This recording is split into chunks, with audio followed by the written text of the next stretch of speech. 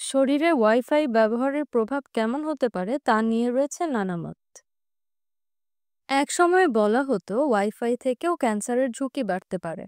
রাতভর মোবাইল ঘাটাঘাটি করার অভ্যাস যাদের আছে তারা ওয়াইফাই চালুই রাখেন। আবার ওয়াইফাই চালু থাকা অবস্থাতেই ফোন মাথার কাছে নিয়ে ঘুমিয়ে পড়েন অনেকে। ওয়াইফাই রাউটার সবসময়ই চালু থাকে। ২০২১ সালে বিশ্ব স্বাস্থ্য সংস্থা দাবি করেছিল ওয়াইফাই থেকে যে তড়িৎ চুম্বকীয় তরঙ্গ বের হয় তা মানুষের শরীরের জন্য ক্ষতিকর। ওই তরঙ্গ দেহকোষে ঢুকলে তা থেকে কোষের অনিয়মিত বিভাজন শুরু হতে পারে, যা পরবর্তীকালে ক্যান্সার কোষের জন্ম দিতে পারে। ক্রমাগত এই তড়িৎচুম্বকীয় তরঙ্গের মধ্যে থাকলে নানা রকম ভাবে শরীরের ক্ষতি হতে পারে বলেও সতর্ক করেছিলেন হু। কিন্তু সর্বশেষ গবেষণা বলছে ওয়াইফাই থেকে যে চুম্বকীয় তরঙ্গ তৈরি হয় তা শরীরের ক্ষতি করে না।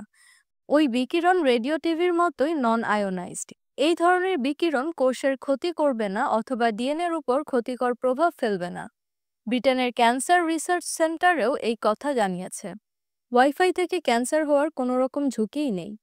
তবে ভারতের ন্যাশনাল ইনস্টিটিউট অফ হেলথের গবেষণা বলছে ওয়াইফাই রাউটার থেকে যে ইলেকট্রোম্যাগনেটিক তরঙ্গ বের হয় তা মানুষের মস্তিষ্কের জন্য বিপজ্জনক।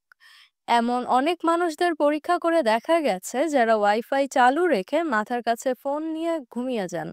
তাদের অনিদ্রা, মাথা যন্ত্রণা বা মাইগ্রেনের সমস্যা দেখা দেয়। এমনকি রক্তচাপেও পরিবর্তন দেখা গেছে।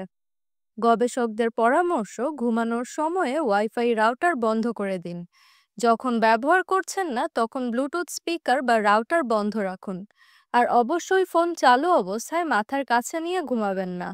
রাউটারও যেন মাথার কাছাকাছি না থাকে।